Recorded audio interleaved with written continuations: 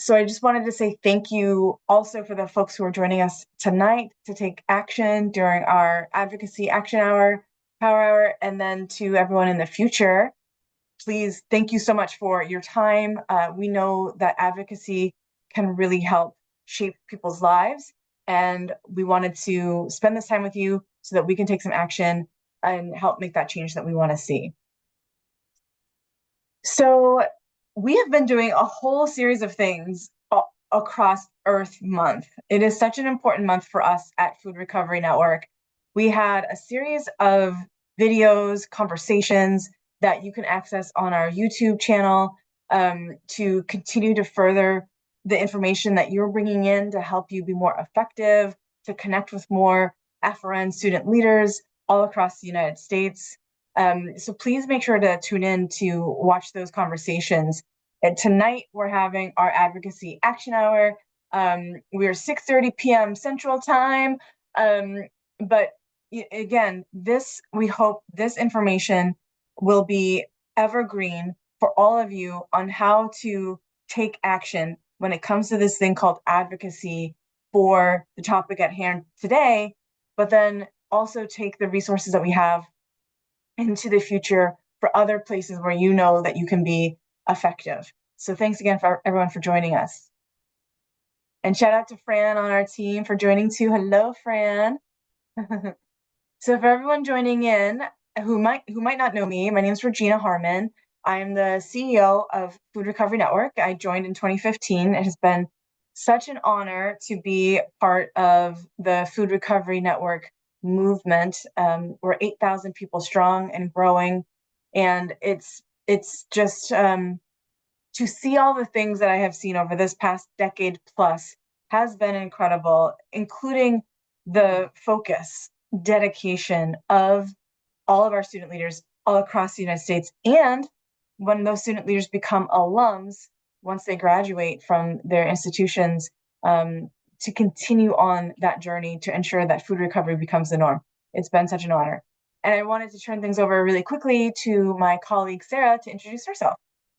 Hi, everyone. I'm Sarah Corbin. I'm the Director of Communications with Food Recovery Network. I have been with Food Recovery Network now almost exactly 2 years. And it has been a real honor. The food recovery space is near and dear to my heart, and I'm always really, I guess I feel honored to be able to tell the stories and the work that our students do and our team does. And so grateful to be here. And Regina, back to you. Great. Thanks so much, Sarah. So, yes, I work very closely with Sarah for the advocacy work that we do at Food Recovery Network.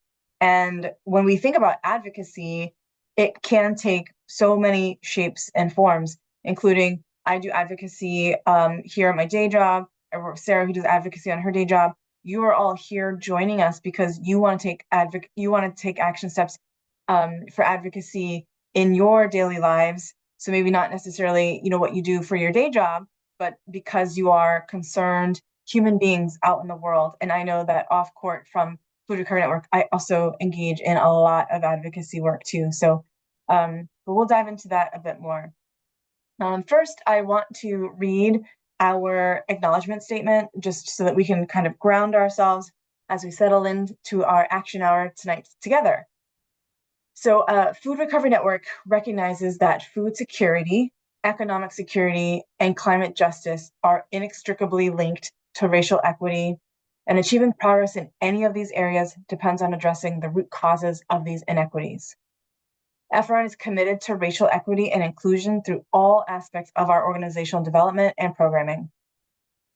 We welcome, respect, and encourage the contributions of all individuals, celebrating diversity of race, color, ethnicity, ancestry, national origin, religion, age, sex, sexual orientation, gender identity and expression, marital and familial status, language, mental or physical impairments and disabilities, military status, economic class, immigration status, foster care status, body size, criminal history, and other characteristics that are often used to marginalize individuals and communities. We acknowledge that we are on the land where our headquarters are, our offices, they reside in the inhabited, are reside and are inhabited by the Kinwa. I always pronounce this incorrectly, but it's Passamaquoddy, excuse my fumbling, clan, also known as the Piscataway Kanoe clan, who were the traditional inhabitants of these lands and waters long before we arrived and continue to reside here. To learn more about the tribal lands on which all of our chapters reside, please see native-land.ca. We ask you to honor this beautiful land by joining us and committing to sustainability and promoting environmental well-being for everyone to thrive. And I know that's why so many of us are here tonight, because that is something that is near and dear to us. So as we ease into the action part of our advocacy action hour together, I wanted to go through what I call the diagram of yes.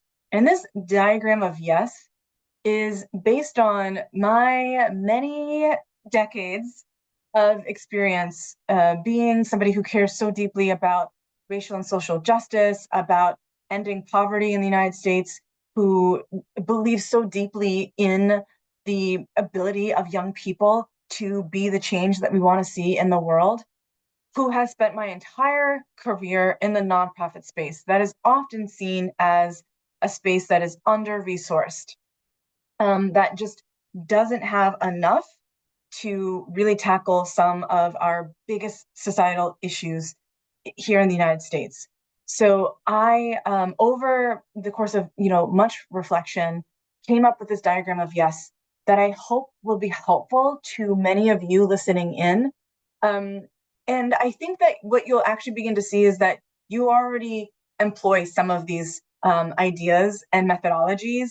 And so I hope that that continues to be wind in your sails as we really work on some of the biggest issues facing all of us. So let's dig in a little bit more to see what we think about that. So first, when I think about this diagram of yes, and you saw the display there, it's a rhizomatic technique. And when we think about the word rhizomatic, what that means is it's a method of growth, and it is underground and it goes horizontally over underground. So when we think about the lotus flower, when we think about irises, when we think about ginger, these are all different plant life that they grow outward like this. And then their shoots pop up all over the place. And I like to think about the diagram of yes like that. You kind of need to get over a barrier. Sometimes we got to go underneath. Sometimes we got to toss it to somebody else who can help continue on when we feel like we maybe have reached the end of what we're able to do, in order to keep things growing, to keep things moving. Now, I have to say, I came up with the idea of this idea of what is in the lotus of our control. A lotus flower, again, being this rhizomatic flower. And it was because I went to this many years ago. I went to a management training, and part of the focus of that management training was to really focus in on what was in what I heard the lotus of your control. What is in your scope? What can you control? You cannot control someone's mood. You cannot control maybe sometimes a vote. There are things that we receive in our life that are just, you cannot control traffic. There are things that we just cannot control. So we have to focus on, to be able to get to that yes, what is in the lotus of our control. Now, it was not until many years after that training that I realized I had misheard the trainer. She said, what is in the locus of our control? That might sound like a term that y'all have heard of before. But I thought, you know what? I really like the lotus flower. I like, Thich Nhat Hanh, the Buddhist, when he tells us, without mud, there is no lotus flower. No mud, no lotus. So we're going to take it, right? So in no particular order, because again, remember, it's the rhizome that's going to get us up and through some of the issues that we are all tackling as people who are concerned about our environment, who are concerned about our neighbors getting the food that they deserve. One of the techniques within the diagram of yes is creativity. And we think about that a lot in terms of, okay, I wasn't brought to the table to, be a decision maker on something that really matters to me. I'm just going to bring my own table. We are going to, and I've seen this so often with our students at Food Recovery Network, it's my family life. I have seen so often across the years that I've been here at Food Recovery Network, all of our student leaders who have used their creativity to create posters, to create welcome signs, ingenious ways to tell other fellow students, hey, come join Food Recovery Network. We have some awesome things going on. I've seen our students create their own tote bags and draw on those bags to raise awareness. Creativity comes in so many different shapes and sizes. And it also just helps our brain, when things are really difficult, to be creative in so many different ways, doodling, you name it. But that creativity part can really help us to think about the problems that we are facing in new ways. And I will also say here at Food Recovery Network, we use the Google Suite to communicate. And on our Google Chats, we have a craft chat. So for all of us creatives in so many different ways, and Fran is, I think, a proud member of the craft chat at FRN. I know that I am. So creativity as a way to help solve problems, to help get around some things when we really feel stuck. Another area that I have seen across all of my years here at Food Recovery Network is really authentically building relationships. I think about all of the incredible student leaders who take their time to ensure that they meet new people coming into university for their first year, for their second year, for their third year. They invite them to come in to the Food Recovery Network chapter. They build relationships with people across a shared commitment around not wasting food, around helping our environment, around making sure our neighbors have the food that they deserve. So this is me with the FRN team and with some of our also awesome colleagues out in the world. I have seen, over the course of my time at FRN, I've had to have some really difficult conversations with our funders. These are folks that provide grants to Food Recovery Network. Sometimes our economy is doing really badly. We've all seen the price of food go up, gas go up, and that directly impacts the number of people that we're able to help feed here at Food Recovery Network. And I have to talk to our funders about that. But I make sure that I get to know all of our funders deeply, that they know that I see them as not just somebody who writes a check, but somebody who is also dedicated to working in the same space. So when we think about, another example, I am an extrovert. Not everybody is. Some people, identify as an introvert or even maybe something completely different, which is great.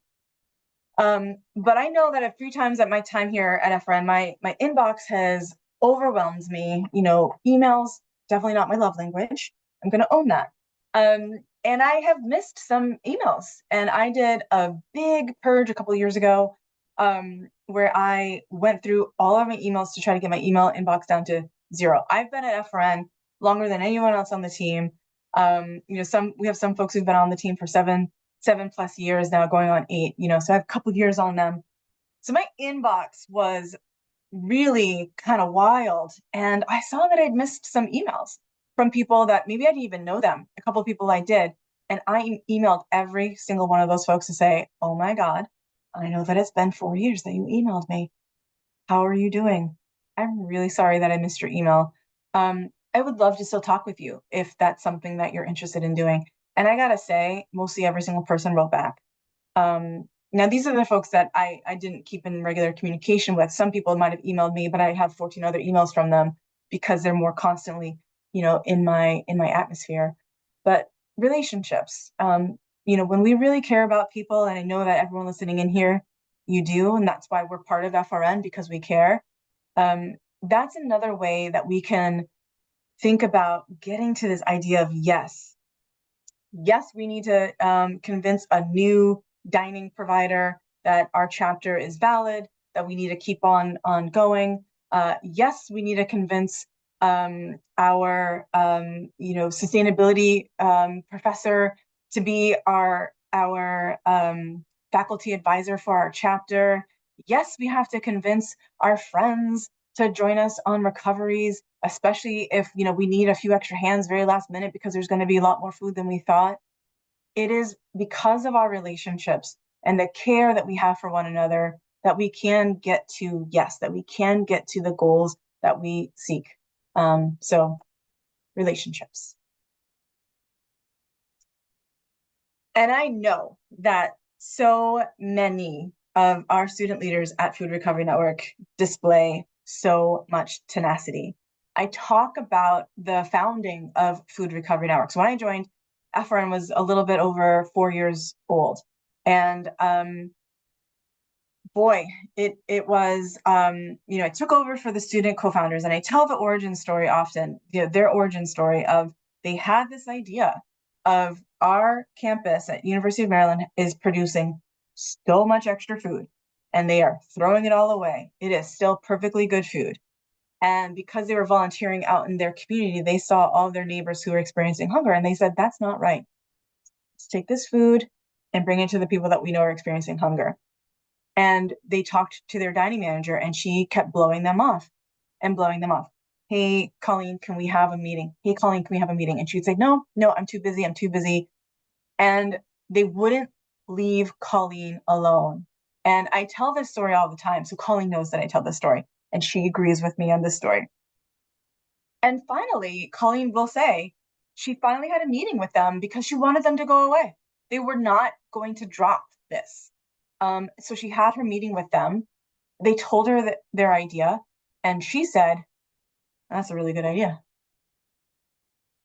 But the tenacity that I know all of you have had to put forward when, your driver, the one person in your chapter who has a car isn't able to make it, or your university doesn't let you guys use the bus anymore to support your food recoveries, or you're down a few volunteers.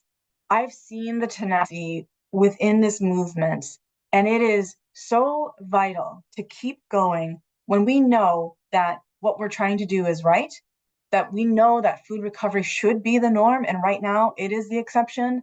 That tenacity, that doggedness, that we are right is such a characteristic that is necessary when we think about trying to overcome this big societal issue we were all born into. Millions of people being food insecure. Every single one of us. We didn't ask for it. We don't want it. We don't want it to continue. But this tenacity helps to ensure that we keep our chapters going year over year, that relationship building, and that we tackle new problems when people try to tell us no. Tenacity.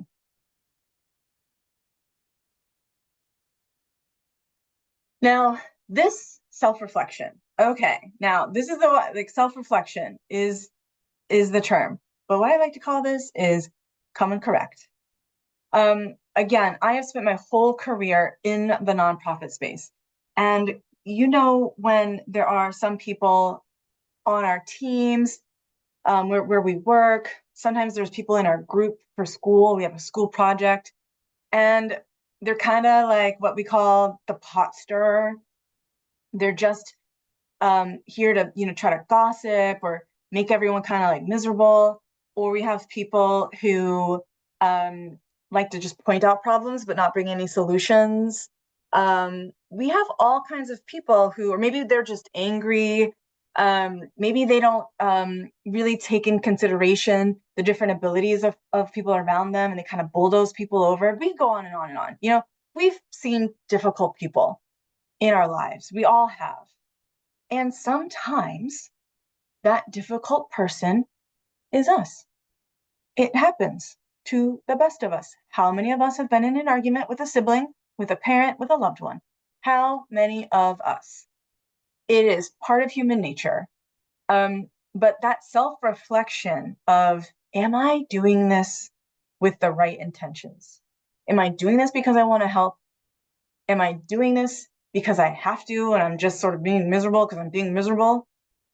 There's all kinds of ways to reflect. There's all kinds of ways. And sometimes we do need to tap out because ugh, today's not the day. And that is a-okay. But that self-reflection, among other kinds of tools that goes into that, making sure we're getting rest, making sure that when we do feel overwhelmed, we have lots of little tools. For me, my tools are music, my tools are physical activity, my tools are talking to my deep, dear friends who allow me to be who I need to be, that tell me when I'm acting a fool. Maybe I'm asking too much of people. Maybe I'm just not satisfied. Maybe it's a lot of things, but somebody who can really give me that honest, loving feedback. Um, but all of these things are so important to us, including that self-reflection that we're trying to come correct when we come meet together with our chapters. This is another way, we are going to be able to get up and through to solve the problems that are most pressing for us. That self-reflection is so key. So I'm going to turn things over to Sarah so that she can bring us further into our action hour together. But if anybody has any questions about the diagram of yes, please let me know. I've written about it a bunch. If you want to think through some things that are happening in your chapter, y'all know the program team, y'all know Fran. We are here to help you get up and through so that your chapter can continue to thrive, that you meet the goals that you have semester over semester, year over year. And now with Sarah's help, we're going to think about some federal action that we can take. So thank you so much, Sarah. Thank you, Regina. Well, so, today is Stop Food Waste Day. And of course, what we're going to do today is gather around something called the Food Date Labeling Act. Now, what the Food Date Labeling Act is it is a way to standardize all of those expiration dates that confuse us in the grocery store, that confuse us as we start to want to think through what food we might want to donate. I'm going to go ahead and read this first sentence here because this bipartisan, bicameral bill designed to end consumer confusion around food date labeling and ensure people in the United States do not throw out perfectly good, usable food. It's just really good boilerplate. About 10% of all of the US food is due to confusion over the date labels. 80% of Americans report tossing food simply because it's past its date. If anyone listening has ever volunteered at a food pantry or a food shelf, I can tell you that within that first hour, an expiration date question comes up. Is this going to be okay to give to someone? It says Best Buy, and that Best Buy date was 3 days ago. Is this still going to be good for someone to eat? That confusion causes waste. So this, we're going to go forward. Oh,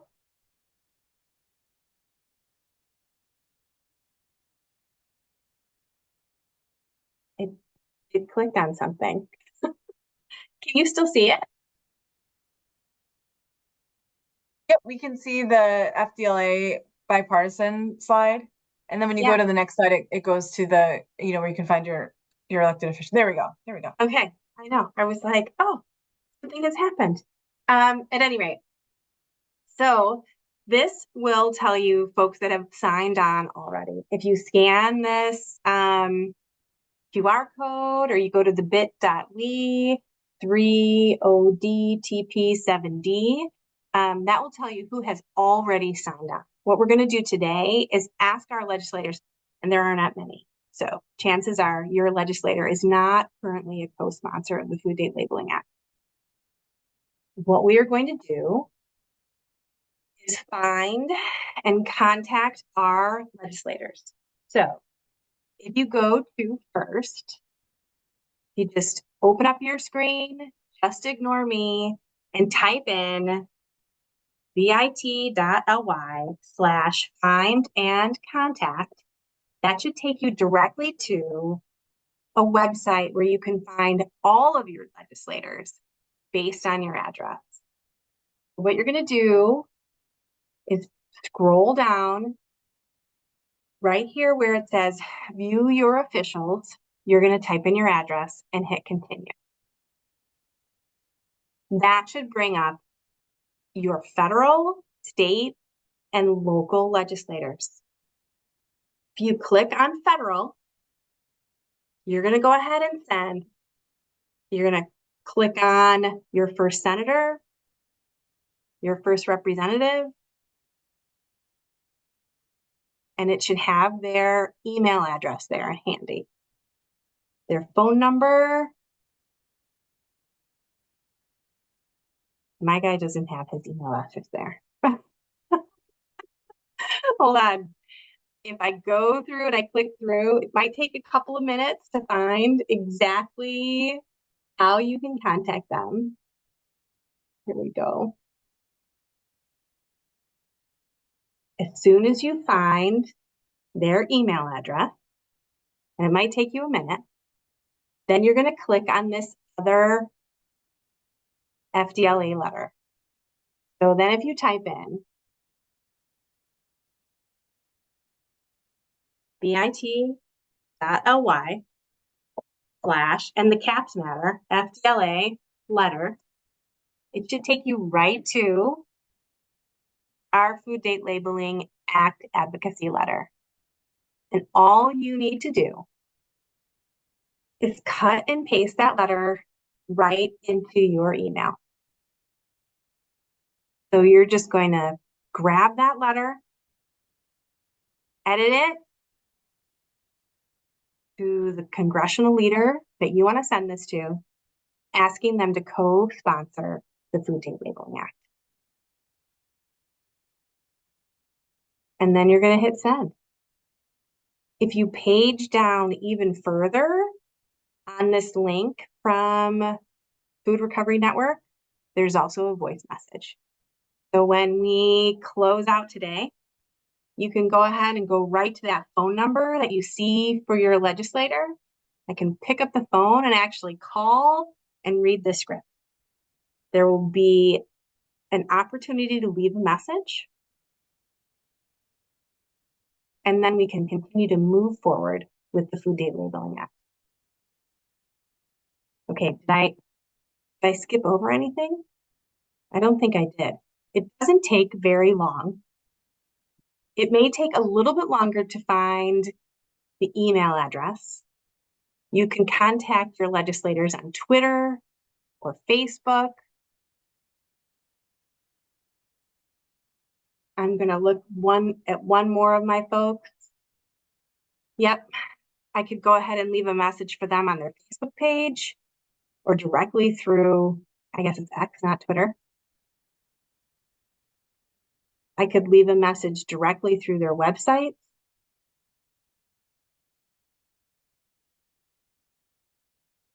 Okay. So since we're at that point, we're going to talk a little bit about what more you can do. Hopefully you've had some time to cut and paste that letter, put it into the form on your legislator's website, and ask them to co-sponsor. But there is more you can do. So beyond today, and Regina, I'm going to go ahead and stop sharing my screen. I think, stop sharing. And I'm going to pin you. Okay. So it's both Regina and I now. We can talk through some of the things that you can do moving forward. One thing you can do to increase food recovery is to ask at every single event that you're at, what are you doing with your leftover food? Food Recovery Network helps businesses and large-scale events recover food. So If you are planning a summer festival, if you're on that planning committee, think about contacting Food Recovery Network to hire us to help with that food recovery effort at the end. We have gotten involved with a event planning organization that helps people coordinate with hotels and helps hotels coordinate with weddings. So if you have a wedding with 1,000 people or more, you know your guests are going to care about where their leftover food is going. The people planning the wedding will care about where that leftover food is going. You can call Food Recovery Network and our Food Recovery Verified program to help solve your surplus food needs. So that's one. Sarah, can I jump in with that Yes. real quick with FRV? Okay, Yep. so I know for a fact that many of you already do this, and we need to encourage more of our fellow students to ask those kinds of questions. When I first started at FRN, about the second year in, we had already started to receive lots of emails from all of our student leaders saying, hey, I know that my school is doing the right thing with their surplus food because, hello, I'm, the chapter leader or I'm an FRN chapter volunteer. But how do I know about the restaurants? How do I know about those hotels? My family's going on vacation and we're staying at this hotel. I'm going to this conference. And so you all emailed us so often to check in on everybody else to make sure that they were doing the right thing with their surplus food. That is literally how Food Recovery Verified was created, through your voice to check in on other sectors outside of higher education to make sure. So let's keep that drumbeat going to ensure that more of those places that Sarah just mentioned have a food recovery plan in place. So that's one thing. The other thing you can do is contact your city council. Your city council may have a climate action plan. They may have a plan for human services, and hopefully those plans include food recovery. It's not just advocating for the Food Date Labeling Act. You can advocate with your local city council to have them pay attention to food recovery as a part of municipal code. So that's two things: events, contact your city council. You can additionally connect Food Recovery Network with 3 hotels in your area. Call hotels and ask them, what are you doing with all of your leftover food after all of your events? Food Recovery Network has a wonderful relationship with Gaylord National Resort and Convention Center in Washington, D.C. Our 2-year partnership, we've recovered over 100,000 pounds. Am I saying that right? Is my brain remembering correctly? And that is because we have a regular relationship with them. After every event they hold it, we pick up regularly. We've been able to donate to 8 local hunger relief agencies. So it's really benefited a lot of folks. And then I think one more action you can take is to contact your alma mater about starting a chapter, or let your local community college know that we have grants. We have a special program where we ask, no, not where we ask. We have a special community college grant program. We know how valuable it is for community colleges to begin to recover food from their campus and their community, and we offer grants. We're right in the middle of our grant cycle. The last day is May 15th. So if you know a community college administrator, contact them. Say, hey, you could get a minimum of $2,500 towards starting a food recovery program on your campus. I think those are those things. Do you have anything else, Regina?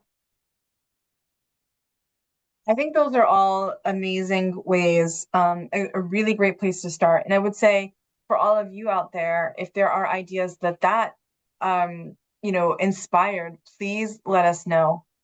We all know that there is food that must be recovered from the farm field all the way to our individual homes. At the home level, we see food waste at a slightly higher level than everywhere else. And this is where, individual work is so important. All the things that Sarah said about the Food Date Labeling Act is so important. Um, we can literally help ourselves by doing this, by, saving our food, by passing the Food Date Labeling Act. We can ensure that we're not wasting our money to try to keep our families safe because we're confused. But we also know, as you all see on your college campuses, the volume of food, the quantity of food at your dining halls, at hotels, at convention centers, these levels of food is so high that when we recover food in these spaces and places, we really can feed a lot more of our neighbors who are experiencing food insecurity. So if you have other ideas, please do let us know. But we got to take action. Those, the diagram of yes, the relationship cultivation, people at these events, we know that a lot of times they don't want to throw the food away. They feel like they've been told that that's what they're supposed to do. They don't think that they have other things that they can do with the food, but you all know that that is not the case. And with love and with kindness and open arms and open minds, we can help them. We can educate them to do the right thing. So give us your ideas too. We'd love to hear from you. Mhm. I'm going to just quickly say something I forgot to say when we were talking about the Food Date Labeling Act, Regina, and that is that Fran has messaged me that her legislator is already a co-sponsor of the bill. And so that's fantastic. If you find out through these links, and we're happy to provide these slides to anyone that needs them at any point in the future for all of those great resources. If you find out that your legislator is a co-sponsor, still send them a thank you. Yes. Let them know that you care, that they're Yes. doing the right thing. And that you're paying attention. Yes. A yes goes a very long way. A lot of times people only get calls when, something's wrong, something's broken, and they should. But that yes call is so important. And I feel like, Sarah, I wish we had one of those like little noisemakers for like, yay, elected official. Yeah, exactly. Every Exactly. time we hear, yeah, it's a cool thing, but most of our elected officials have not signed on. So through the vast network of FRN, we would love to see that number increase. We would love to see this easy bill pass. It's time. We're wasting too much money. We're wasting too many resources. We got to stop this cycle of growing food, transporting food, cooking food, and then throwing it away. We got to stop. And Mhm. this Food Date Labeling Act piece of legislation can help us do that. And businesses are on board. It's Yes, not they are. even No one's businesses pushing want to back. make it happen too. So no No one's one is pushing back. pushing back. Yeah. So we got to be like, okay, come correct to our elected officials. We need a little bit of self-reflection here. Why have you not signed on? What is stopping you? You don't want to play with the other side. That's not good enough for us anymore. People are hungry. We cannot do this. So you have to come correct. And you can tell them I said that. Well, Regina, thank you very much. Thank you for everyone that has tapped in tonight or in the future to help push this legislation forward and stay tenacious. Yes, we got this. Thank you, everyone. Thanks so much for your time. Thank you, Sarah. This was wonderful. Thank you.